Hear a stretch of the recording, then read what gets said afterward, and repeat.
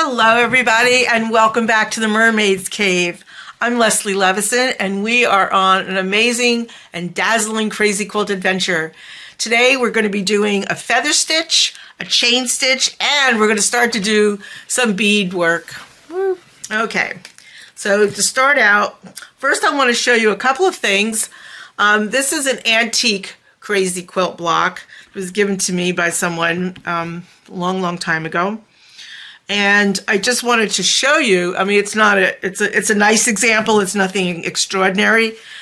This little fan detail is very pretty, but I wanted to show you on the back, it's actually made with, it's made from a garment. You can see there's a seam here where, if you can see it right there, it was sewn on the machine and it was a polished cotton.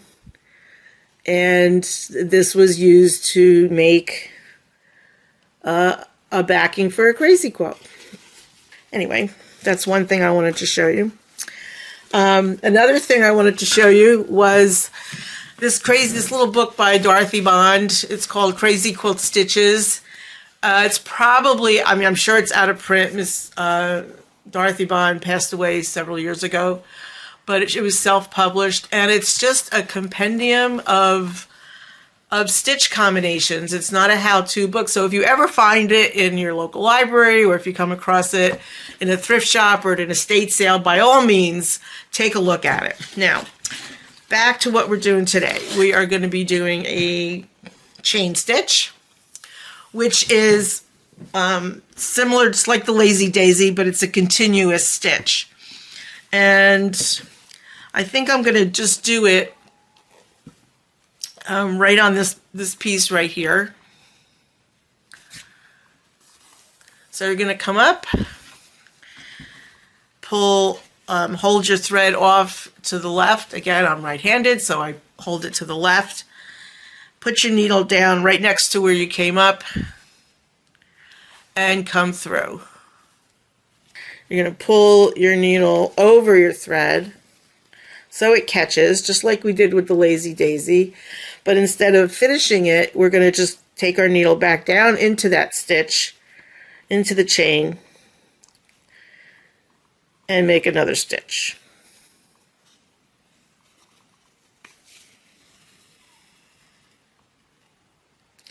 Like so. Again, I'm making it very big so you can see it. Of course, you can choose to make it smaller. Depending upon what kind of thread you're using, it'll be either smaller or bigger. This is a number 5 pearl cotton with a number 3 embroidery needle. Now, just to make it a little clearer, I'm going to do it on my piece of felt so you can see it again.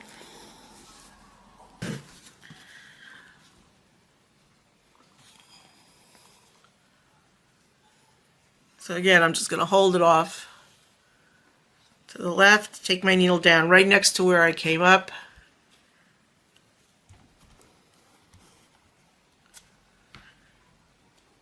Bring it over the thread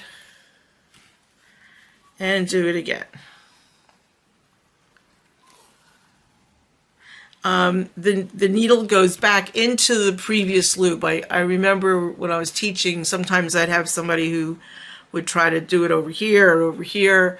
It has to go right into the loop, and that's what makes the chain. Just think of the way a chain looks.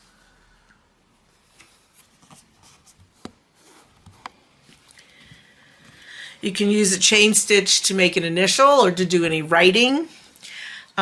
You can also do a zigzag chain. So I'm going to just turn this around. So a zigzag chain, you're going to point your needle once to the left and then once to the right. And then once to the left and once to the right. And that's a nice easy stitch to go over a seam line. Okay. I'm still getting used to this camera. Still This is episode 3, folks, so maybe by episode 8 or 9 I'll have this down pat.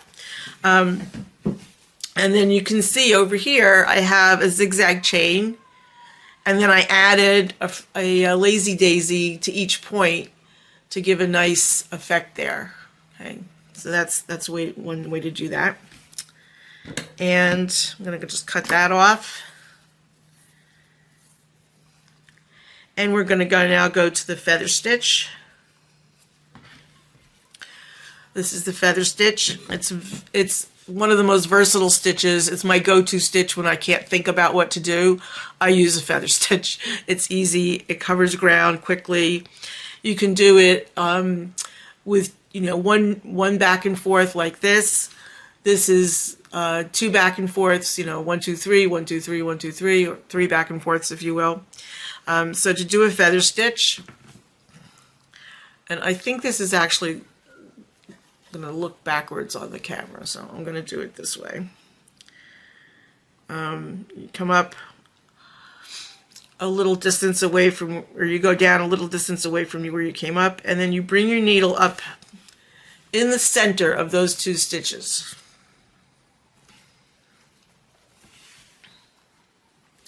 And again, now you go off to one side, bring your needle up. I apologize for this. Bring your needle up again, like so. And then go to the other side, needle down, and back up again.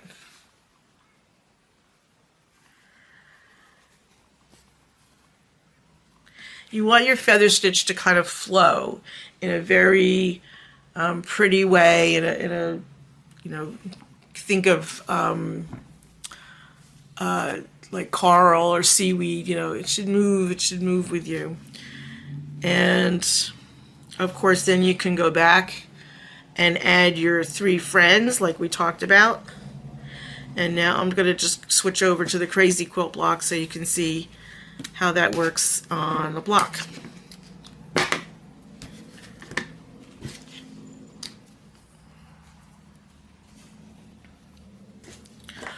Thread up some more thread.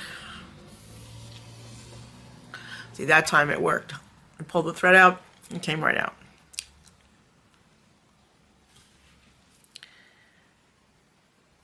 Okay, so to do a feather stitch, I am going to start at the top of my seam and work down. Now, the trick with this is not to always come back to the seam. Okay, that was always a sticking point with a lot of students, that they always wanted to come right back to the seam as their center, and then they'd end up with basically like a fern stitch or a fly stitch. It didn't have that flow that a feather stitch should have. So we're going to go over one, like about 1/4 of an inch, and this should be even with the bottom of the last stitch. So if you want to just slide your needle over, go down, come up halfway between where you came up and where your needle went back down again, and just pull it gently. Don't pull up on it. A lot of people want to pull up this way. Just keep it down. And then you could keep going. You can make another one this way. So then you have 3 in a row. Okay. Now we're going to just switch over here and put our stitch to the other side. Now, the third one of the first set counts as the first one of the second set, right? So I've got 1 2 3, and then this becomes 1 2 3 again.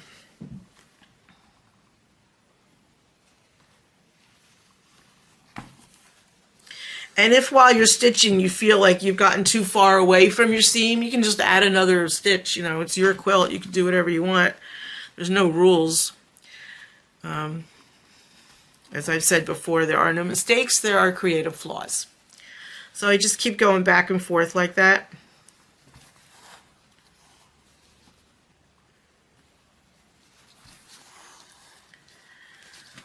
And there you have a feather stitch. Okay, now let's get to the fun part. I'm going to end that off.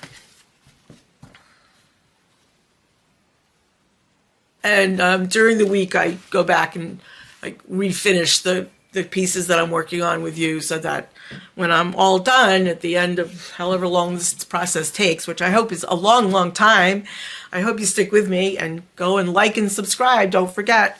It'll be a presentable quilt. Okay, so now I've got a little bit of feather stitch to play with, and I'm going to take my beading needle, and again, it's a number 10 beading needle. I like John James brand. There's also Bead Smith.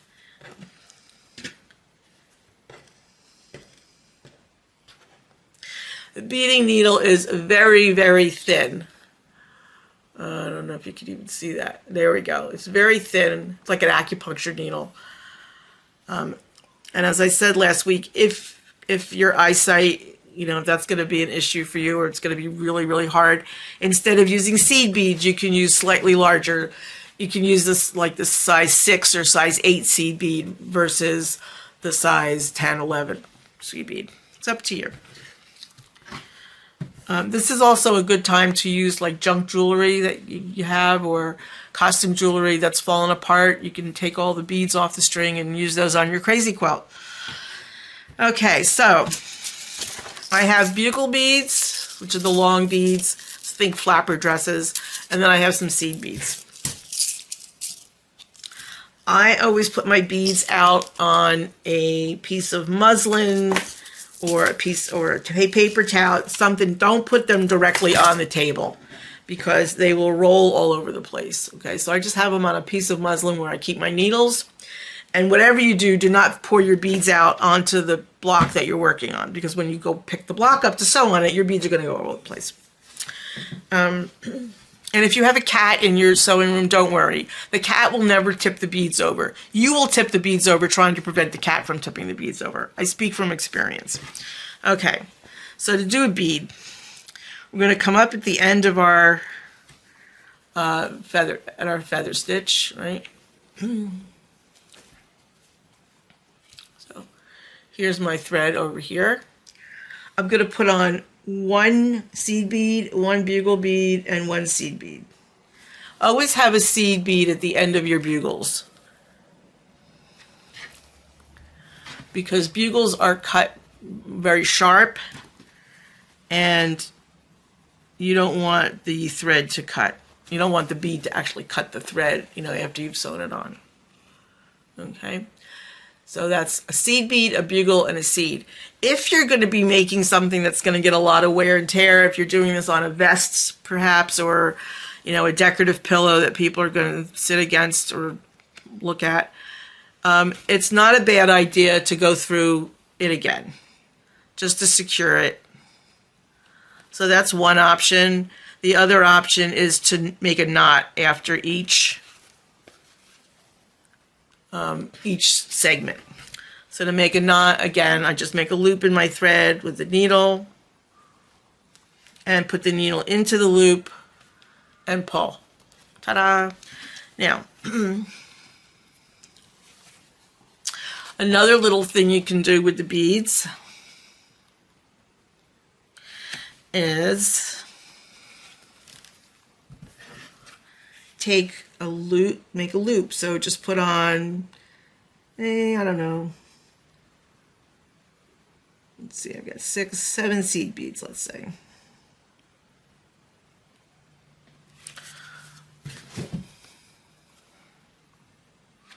Okay, and then just take it right back down, and it makes a little loop.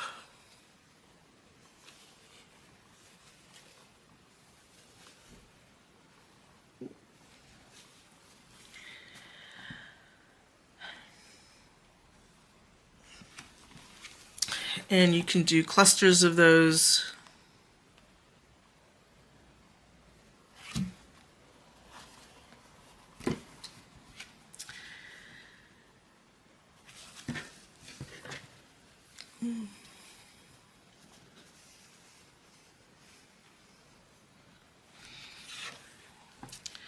So I'm putting on 7 beads.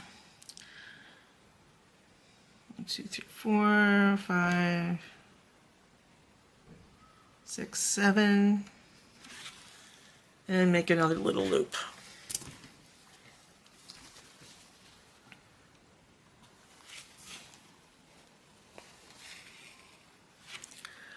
Oh.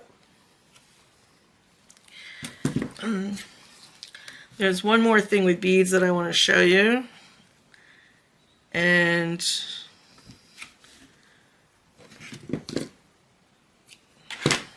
then we will have a short slideshow, provided my ace editor could do this for me, of different examples of the feather stitch and the chain stitch and some simple beadwork. And I'll try to do that every episode so that you can be inspired or be confused or whatever. and that way I can share some of my quilts with you every week. So this is, if you're familiar, if you're an embroiderer or if you do needlepoint, you're familiar with Bargello. So this is kind of a play, whoops, that's kind of a play on Bargello in that it zigzags. So to do that, I'm going to bring my needle up at the edge of my seam, okay? My needle's right here, thread's up there. I'm going to put on one seed, one bugle, one seed. And lay the bead over the seam and then just take it down at the top where the seed bead is. Okay. Then I'm going to put another one on. I'm going to bring my needle up just a little bit below where that first bead is.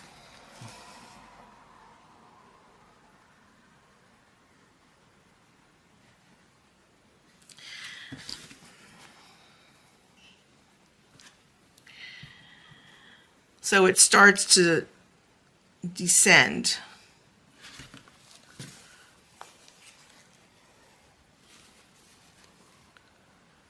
So they're purposely not even, but as you keep going and go up and down and up and down, I do like 3 in one direction and then 2 in the other direction and then 2 up and 2 down. You start with 3 and then go 2 up, 2 down, 2 up, 2 down.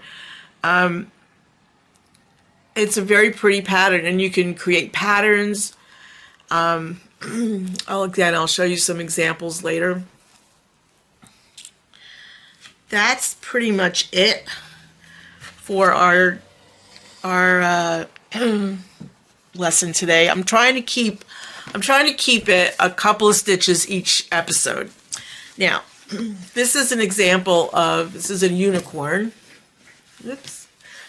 Done all in chain stitch, except for there's a few lazy daisies and straight stitches down here for the hoofs. I did this in 1974 because the piece is dated. You can see it says Leslie, 1974. And this was actually a sample that I made for a company called, it was a store on the Upper West Side called Pandemonium. And they sold recycled denim clothing, and they would hire people to do hand embroidery on jackets and things. And I did this unicorn. And I was inspired by the unicorn tapestries, which are at the Cloisters up in Fort Tryon Park in Upper Manhattan. And the Metropolitan Museum had a beautiful catalog about the unicorn tapestries. And this is actually the same picture that I copied to make my version. Okay. So you can get inspiration in many, many places. Also, I wanted to show you some chain stitch. So this is a tree done all in different colors of brown in a chain stitch. And it's a tree of life, so it says Torah and Eitz Chaim on it. Here's some more beads that are just done. Oops, where are we? Here we go. These are all beads that were just done straight stitched on. And here's some feather stitch. So that's it for right now. And now I'm going to hand it over to my editor to hopefully make you a lovely slideshow. Please subscribe and like, and please comment and ask questions. If you have any questions about what to do or how to do it, please feel free. I will answer comments. There's a YouTuber in New Zealand or Australia, and every week she posts her shelling adventures, and I always make a comment, and every week she always responds, and it's such a nice feeling to know that you know, there's a connection there. So I'm very ready to connect and be part of your crazy quilting adventure. Okay, folks, for next week we're going to be working with sequins. We're going to be doing a few more stitches. We're also going to be working with silk ribbon, and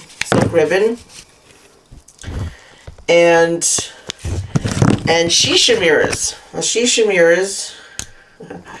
Shisha mirrors are usually available in the craft shops in the woodworking section or the miniature section. Come in a package for a few dollars. They come in different sizes, but the 5/8 inches probably the easiest. If you can't get shisha mirrors, you can always use a coin. A quarter or a dime works just fine.